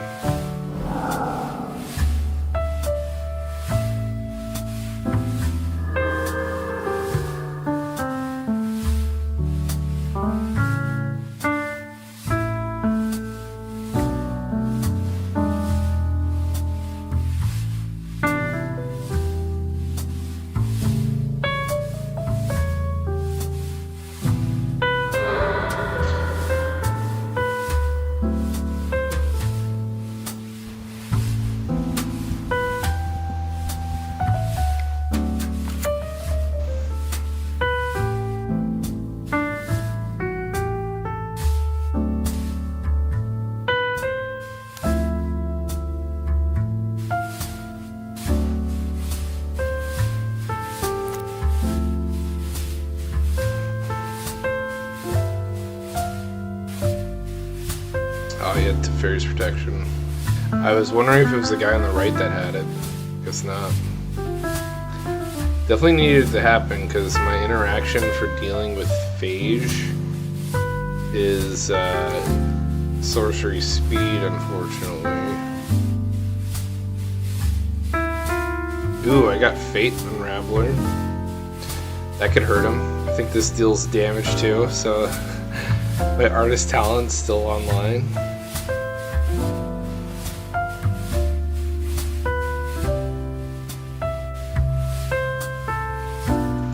We'll go for the kill. Make him exile a bunch of permanents.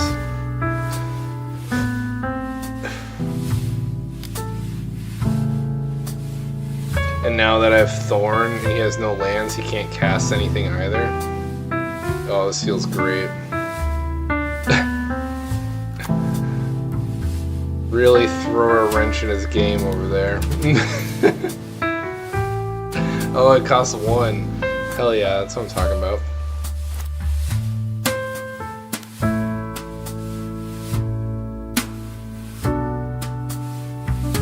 Get rid of this instant. Now my Delirium count gets a little higher, although my commander is no longer in play.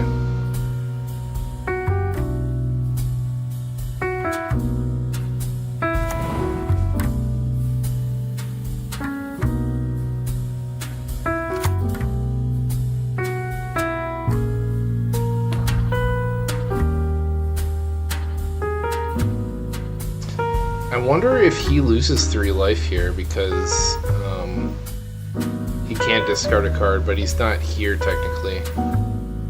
Wow. It affected him, actually. He lost 3, right? Did I miss that? What a funny interaction. I think he lost 3 life. I think he was at 18.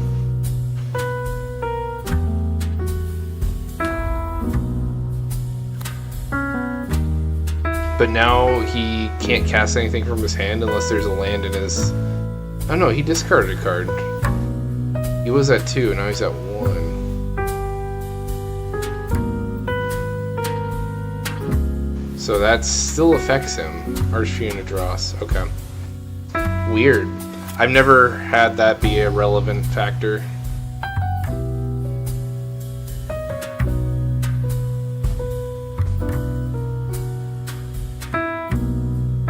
So now he has to exile 3 things. And he can't pay for a Thorn unless it's a creature. Oh, this is awesome.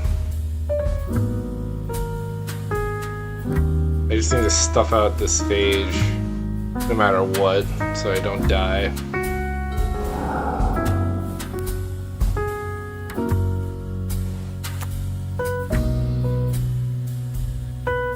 Huh.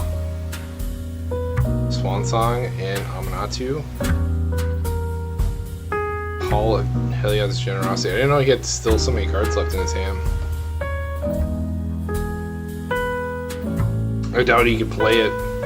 I don't think this... Well, he can play 1 spell. He's got 1 card left.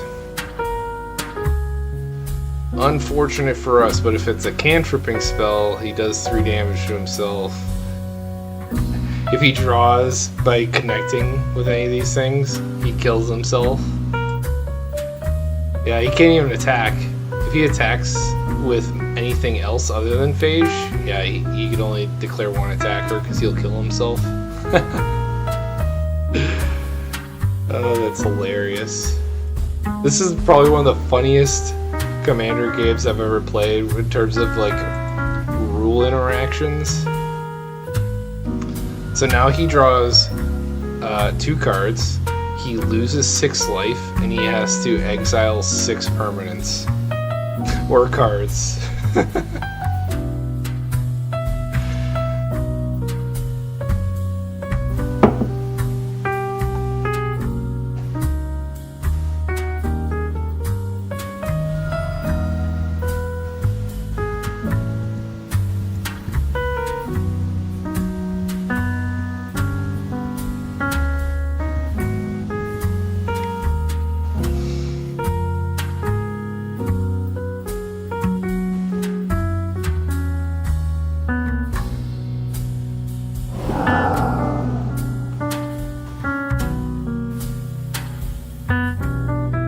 And I haven't seen someone get killed by Phage in a long time either.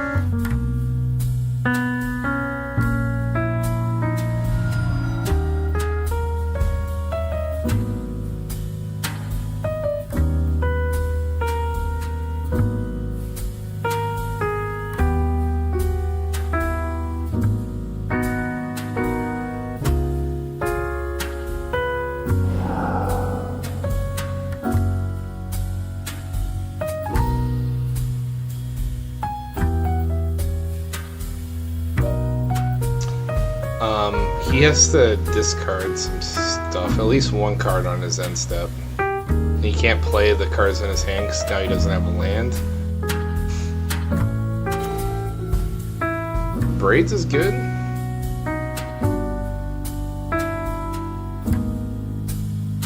Drawing into garbage. Well, it doesn't matter if you were drawing into gas, you couldn't play it anyways.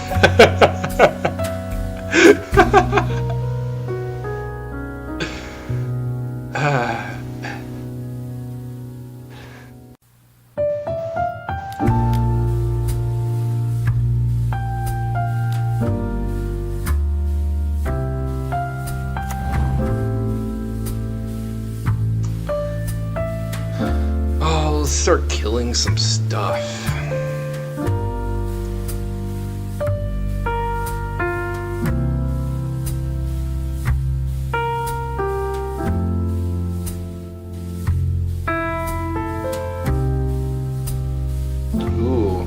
3 copies of Thorn of the Animist.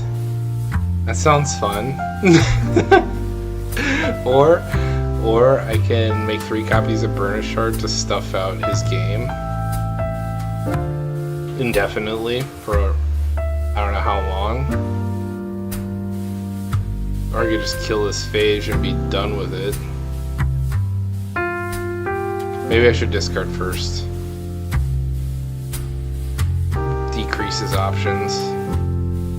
And I'm empty-handed, so it's at no a cost to me.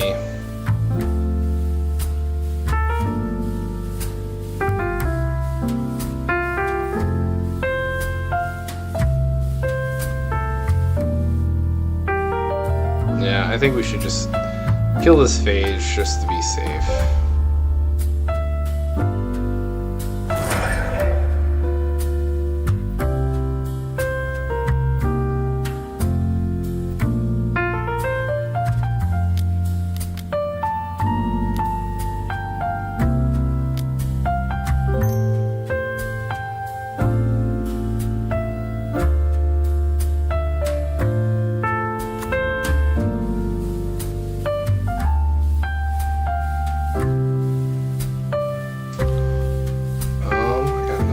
Left. I could sack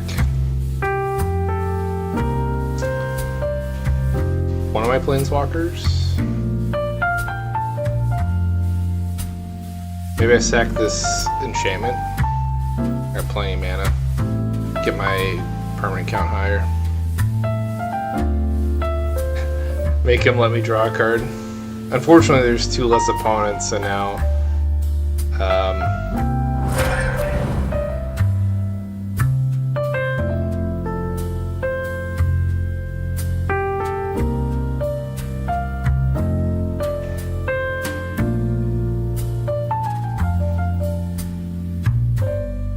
yeah, I was kind of curious how this Glass Pool Mimic would work. Yeah, that's what I'm saying. The second ability. I don't think it works.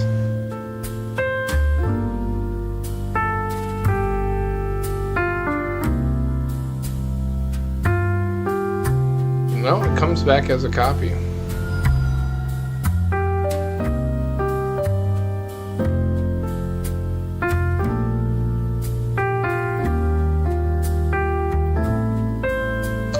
Oh, whoops. I really wanted the, needed that enchantment, actually, so I could keep pinging him for a lot more damage. Oh well. I think he's in such dire straits it doesn't matter.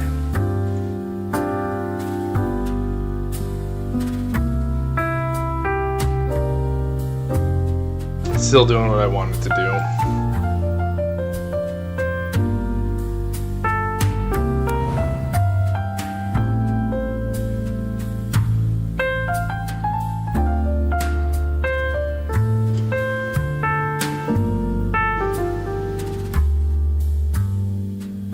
Yeah, you're in a rough spot there.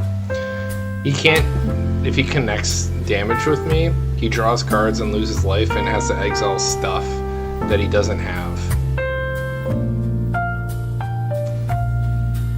He can't cast spells because he doesn't have mana to pay Thorn. He just sits here. That's all he can do.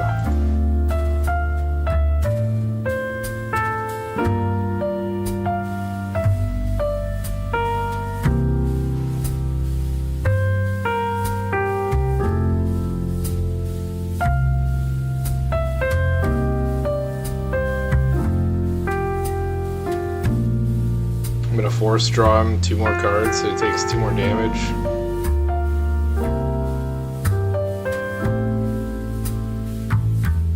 Just a very slow and painful death.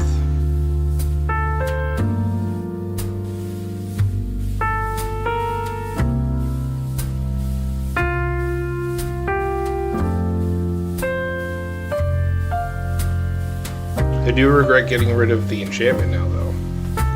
Should have gave up one of these,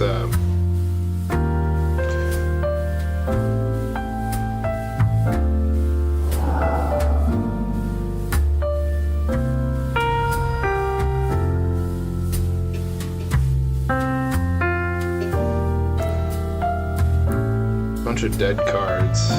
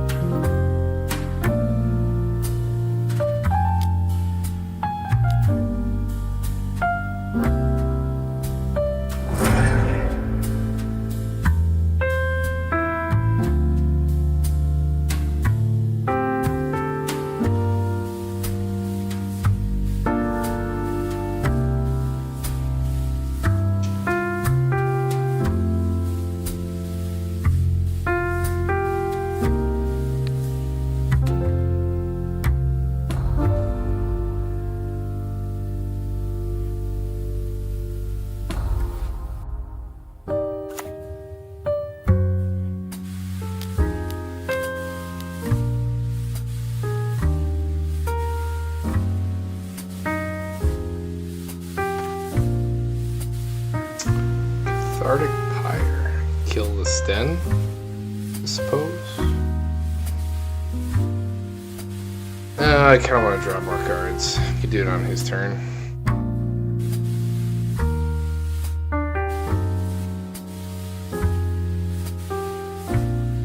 Or I could kill this and go to combat. I like that more, actually.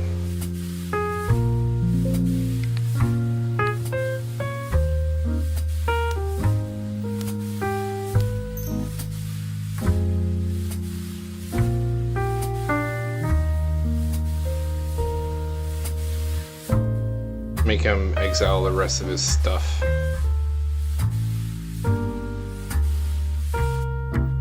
And be done with this.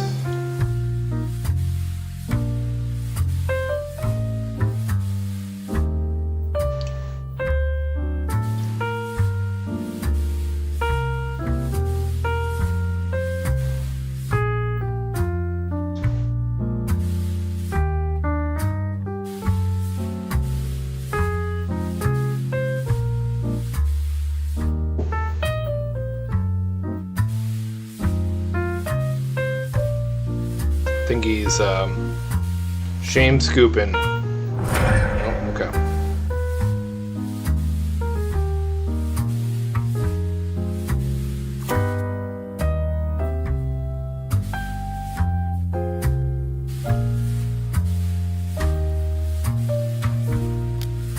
This is 9 damage, and you definitely don't have enough permanents for that.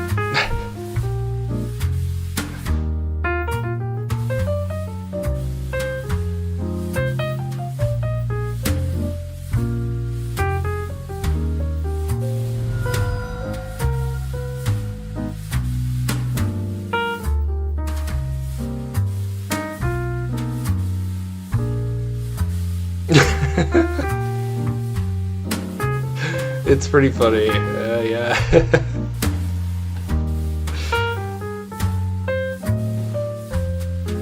This guy's a pretty good sport. We're sticking it out, playing it out.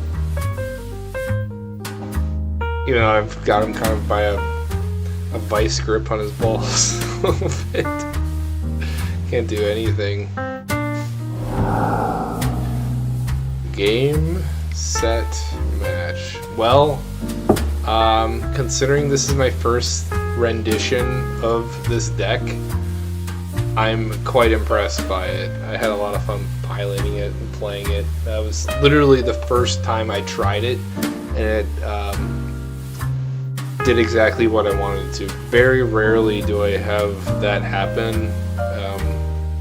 I think it helps that he has a draw ability from the command zone, even though it's a little bit of a puzzle piece game because you see so many cards it almost doesn't matter.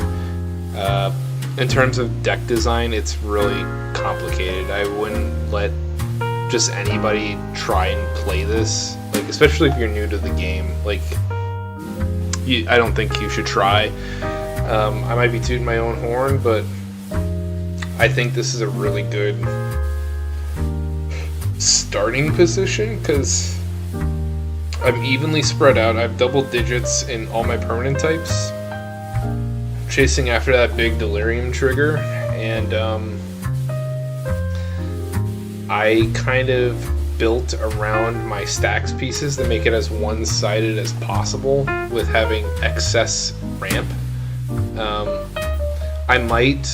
I should probably add more basics because I did somehow tutor them all out, which surprised me. I naturally drew a bunch and then I hit my tutors that also grabbed them, so maybe I could lower this CMC just a little, or this deck price a little bit more.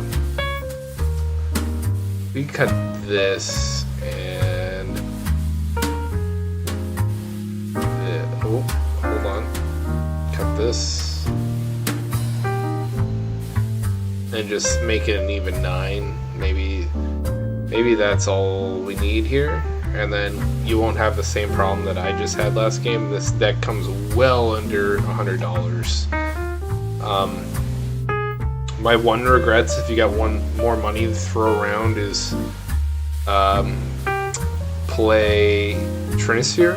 And if you got a lot of money lying around, or you already have a copy of it, Chains of Mephistopheles would probably break your opponents pretty badly. I think this list is pretty built around your stacks pieces as is, so like you should function just fine around your chains. Plus you want stuff to go into your graveyard. I think chains, I don't think chains exiles, so like you want that for your delirium.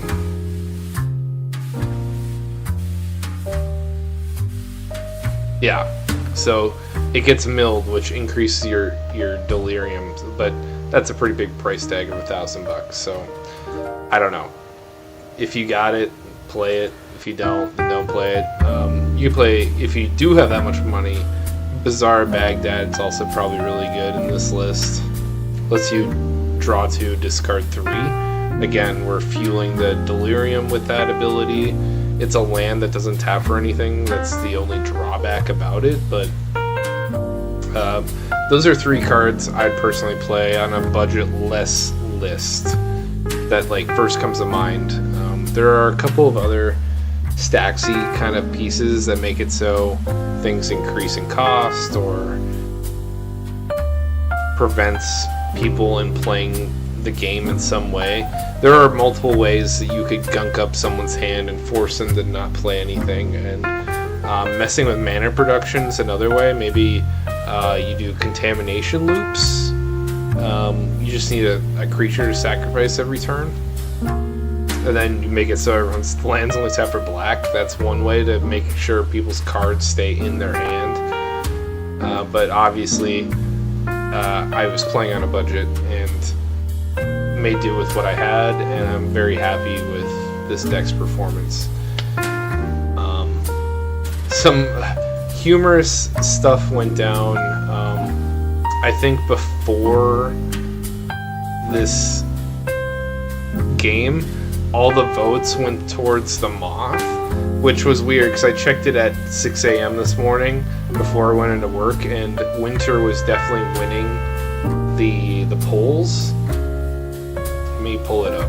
And now the mono black commander is in the lead, so I'm going to build that commander and play it next Friday for all of you.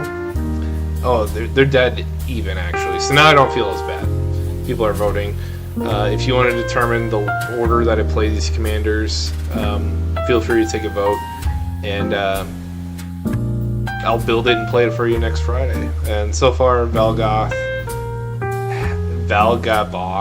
has the next highest votes. So I'll be playing that next, unless some changes between now and next Friday. So, thanks for watching. Everyone take care. Good night.